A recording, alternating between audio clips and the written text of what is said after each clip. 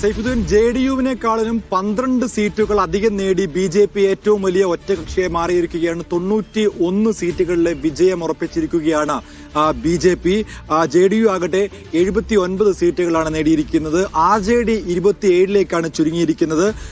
Chirag പാസ്വാന്റെ LJP 22 സീറ്റുകളിലും മജ്ലിസ് party 5 സീറ്റുകളിലും അതോടൊപ്പം തന്നെ ഹിന്ദുസ്ഥാൻ അവാം മോർച്ച 5 സീറ്റുകളിലും കോൺഗ്രസ് 4 സീറ്റുകളിലും മറ്റുള്ളവർ 10 സീറ്റുകളിലും എന്ന നിലയിലേക്കാണ് ഇപ്പോൾ ഒതുങ്ങിയിരിക്കുന്നത്.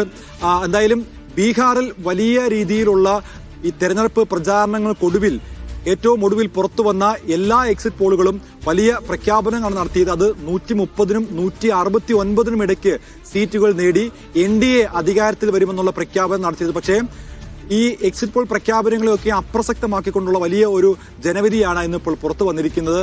അത് BJP നേതാക്കൾ പറയുന്നത് ജനഹിതമായിട്ടുള്ള കാര്യങ്ങൾ ചെയ്തു കഴിഞ്ഞാൽ വലിയ മുന്നേറ്റമുണ്ടാകും, ജനകീയ പ്രഖ്യാപനങ്ങൾ നൽകിയാൽ അടിസ്ഥാന ആവശ്യങ്ങൾ നിറവേറ്റിയാൽ ഇത്തരത്തിലുള്ള വലിയ വിജയം കൈവരിക്കാനാകുമെന്നുള്ളതാണ്. ഞാനിപ്പോൾ നിൽക്കുന്നത് BJP ആസ്ഥാനത്താണ്. വൈകിട്ട് പ്രധാനമന്ത്രി നരേന്ദ്രമോദി പ്രവർത്തകരെ അഭിസംബോധന ചെയ്യാൻ വേണ്ടി BJP ആസ്ഥാനത്തേക്ക് എത്തുന്നുണ്ട്. വലിയ ആഘോഷമായിരുന്നു ഇവിടെ അല്പസമയം മുൻപ് അരങ്ങേറിയത്. പ്രത്യേകിച്ച് നേതാക്കളടക്കം ഇവിടേക്ക് വരികയും ഇവിടെ കൂടിയ പ്രവർത്തകർക്ക് മധുരം വിതരണം ചെയ്യുകയും അതോടൊപ്പം തന്നെ ബാൻഡ് മേളത്തിന്റെയൊക്കെ അകമ്പടിയോടുകൂടി മോദി ഇറങ്ങിയാൽ ആരും തടുക്കാനാവില്ല എന്നുള്ള ചില ബാനറുകളും പ്ലക്കാർഡുകളും ഒക്കെ ഉയർത്തി മോദിയെ കൊണ്ട് എന്തും അസാധ്യം എന്നുള്ള ചില പ്ലക്കാർഡുകളൊക്കെയും ഉയർത്തിക്കൊണ്ടുള്ള വലിയ ആഘോഷ പരിപാടികളാണ് BJP ആസ്ഥാനത്ത് കണ്ടത്. എന്തായാലും വലിയ മാറ്റങ്ങൾ ഉണ്ടാക്കാൻ അല്ലെങ്കിൽ വലിയ ചലനങ്ങൾ ഉണ്ടാക്കാൻ ഒരു പാർട്ടിക്കുമായിട്ടില്ല, ഈ പ്രതിപക്ഷത്ത് നിന്ന് ഒരു പാർട്ടിക്കുമായിട്ടില്ല എന്നുള്ളതാണ് ഏറ്റവും പ്രധാനപ്പെട്ട വാസ്തവം. 2010 ഉണ്ടായിട്ടുള്ള തനിയാവർത്തനം തന്നെയാണ് 2025 ഉണ്ടായിരിക്കുന്നത്. 2010 22 സീറ്റിലാണ് RJD ഒതുങ്ങിയതെങ്കിൽ ഇപ്പോൾ 26 സീറ്റുകളിലേക്കാണ് RJD ഇപ്പോൾ നിലംപൊത്തിയിരിക്കുന്നത്. അതായത് ഇവിടെ നഷ്ടപ്പെട്ടിരിക്കുന്ന സീറ്റുകളെല്ലാം അല്ലെങ്കിൽ വോട്ടുകളെല്ലാം തന്നെ RJDയുടെയും കോൺഗ്രസിന്റെയും വോട്ടുകളാണ്. 2020 തിരഞ്ഞെടുപ്പിൽ 19 സീറ്റുകൾ നേടിയ കോൺഗ്രസ് ഇത്തവണ ഒരക്കത്തിലേക്ക് 4ലേക്ക് ചുരുങ്ങിയിരിക്കുകയാണ്. അതിദയനീയമായിട്ടുള്ള തോൽവി, പരാജയമാണ് എത്തിയിരിക്കുന്നത്. ഏറ്റവും പ്രധാനപ്പെട്ട കാരണം എന്ന് പറയുന്നത് അടിത്തട്ടിൽ സംഘടന ഇല്ല എന്നുള്ളത് തന്നെയാണ്.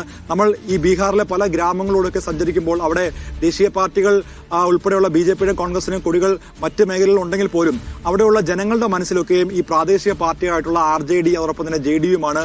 രാഹുൽ ഗാന്ധി ഉയർത്ത വോട്ട് ചോരിയെ പറ്റി ചോദിക്കുമ്പോൾ അവർക്ക് ആർക്കും അറിയില്ല എന്താണ് വോട്ട് ചോരി എന്ന ആരോപണത്തെ പറ്റി അവർക്കറിയില്ല. അത് കൃത്യമായി ഈ ജനങ്ങളിലേക്ക് എത്തിക്കേണ്ടത് അവിടുത്തെ പ്രതിപക്ഷമായിരുന്നു, RJD ആയിരുന്നു, കോൺഗ്രസ് ആയിരുന്നു.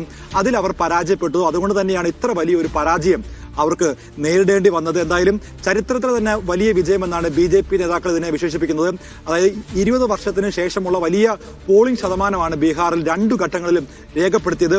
ആ 2 ഘട്ടങ്ങളിൽ വലിയ പോളിംഗ് ശതമാനം രേഖപ്പെടുത്തിയപ്പോൾ വലിയ ആത്മവിശ്വാസമാണോ RJDയും കോൺഗ്രസും മുൻപോട്ട് വെച്ചത്? പ്രത്യേകിച്ച് 20 വർഷമായി തുടരുന്ന നിതീഷ് കുമാർ സർക്കാരിനെതിരായിട്ടുള്ള ഭരണവിരുദ്ധ വികാരം അലയടിച്ചിട്ടുള്ളതാണ്. പക്ഷേ അതൊക്കെയും സ്ത്രീ വോട്ടർമാരായിരുന്നു. അവരുടെ അക്കൗണ്ടിലേക്ക് 10,000 രൂപ വെച്ച് നൽകുമ്പോൾ കൃത്യമായിട്ട് ആ വോട്ടുകളൊക്കെയും നിതീഷ് ചാച്ചയ്ക്ക് നൽകിയെന്ന് തന്നെയാണ് മനസ്സിലാക്കാൻ. നമ്മൾ ചോദിക്കുമ്പോൾ അവരുടെ വീട്ടിൽ അടിസ്ഥാന സൗകര്യങ്ങളോ മറ്റ് റോഡുകളോ വിദ്യാഭ്യാസത്തിന് ആവശ്യമായ സ്കൂളുകളോ ഒന്നുമില്ലെങ്കിൽ പോലും വോട്ട് ആർക്കാണ് ചോദിക്കുമ്പോൾ അവരൊക്കെയും പറയുന്നത് നിതീഷ് ചാച്ച എന്ന പേര് തന്നെയാണ്. അതിന് ഏറ്റവും പ്രധാനപ്പെട്ട കാര്യം അദ്ദേഹം ഉയർത്തിയ സ്റ്റാർഡം തന്നെയാണ്. ആ കരിസ്മ ഉയർത്താൻ നിതീഷ് കുമാറിനായിട്ടുണ്ട്. അദ്ദേഹത്തിന്റെ 40 വർഷത്തെ അല്ലെങ്കിൽ 43 വർഷത്തെ രാഷ്ട്രീയ പ്രവർത്തനം കൊണ്ട് അദ്ദേഹം നേടിയെടുത്ത ആ ഒരു വിജയം, അത് ഇത്തവണ അദ്ദേഹത്തിന് ഒരു വിജയത്തിനും കൂടെ അല്ലെങ്കിൽ ഒരംഗത്തിനും കൂടി ഉള്ള ബാല്യം അദ്ദേഹത്തിനുണ്ട് എന്ന് അദ്ദേഹം വീണ്ടും തെളിയിച്ചിരിക്കുകയാണ്. എന്തായാലും JDU കഴിഞ്ഞ 2020 തിരഞ്ഞെടുപ്പിൽ 43 സീറ്റുകൾ അവർക്ക് ലഭിച്ചെങ്കിൽ അതിന്റെ 10 മടങ്ങ് സീറ്റുകളിലേക്ക് ഇപ്പോൾ അതിന്റെ ഇരട്ടി സീറ്റുകളിലേക്ക് ഇപ്പോൾ ഉയർത്തിയിരിക്കുകയാണ്. അതിന് ഏറ്റവും പ്രധാനപ്പെട്ട കാരണം എന്ന് പറയുന്നത് അടിത്തട്ടിൽ പാർട്ടി നല്ലപോലെ പ്രവർത്തിച്ചു എന്നുള്ളത് തന്നെയാണ്. ഈ ചിരാഗ് പാസ്വാന്റെ പാർട്ടി ഉൾപ്പെടെയുള്ള മറ്റു പാർട്ടികൾ LJP അധ്യക്ഷൻ ഉൾപ്പെടെയുള്ളവർ നമ്മോട് പ്രതികരിച്ചപ്പോൾ പറഞ്ഞത് ഈ നിതീഷ് കുമാർ തേജസ്വി യാദവ് പിന്തുടരുന്നത് യാഥാസ്ഥിക രാഷ്ട്രീയമാണ്, കൺവെൻഷണൽ പൊളിറ്റീഷ്യനാണ് തേജസ്വി എന്നാണ്. അത് തന്നെയാണ് അദ്ദേഹം മുസ്ലിം യാദവ് വോട്ടുകൾ മാത്രം കോൺസെൻട്രേറ്റ് ചെയ്തു. മറ്റ് വോട്ടുകൾ പ്രത്യേകിച്ച് കുർമി അടക്കമുള്ള മറ്റ് എക്കണോമിക്കലി ബാക്ക്വേർഡായിട്ട് നിൽക്കുന്ന സാമ്പത്തികപരമായി പിന്നോക്കം നിൽക്കുന്ന വിഭാഗങ്ങളെ അദ്ദേഹം ചേർത്ത് പിടിച്ചില്ല. ആ വിഭാഗങ്ങൾ ഇപ്പോഴും JDU പോക്കറ്റിൽ തന്നെയാണ്. അതുകൊണ്ട് തന്നെയാണ് ഇത്ര വലിയ ഒരു വിജയം. എക്സിറ്റ് പോളുകൾക്ക് അപ്രതീക്ഷിതമായിട്ടുള്ള ഒരു തിരിച്ചടി നൽകിക്കൊണ്ട് അല്ലെങ്കിൽ എക്സിറ്റ് പോളുകളെ അപ്രത്യക്ഷമാക്കിക്കൊണ്ടുള്ള വലിയ വിജയം അവിടെ NDAക്ക് നേടാനായത്.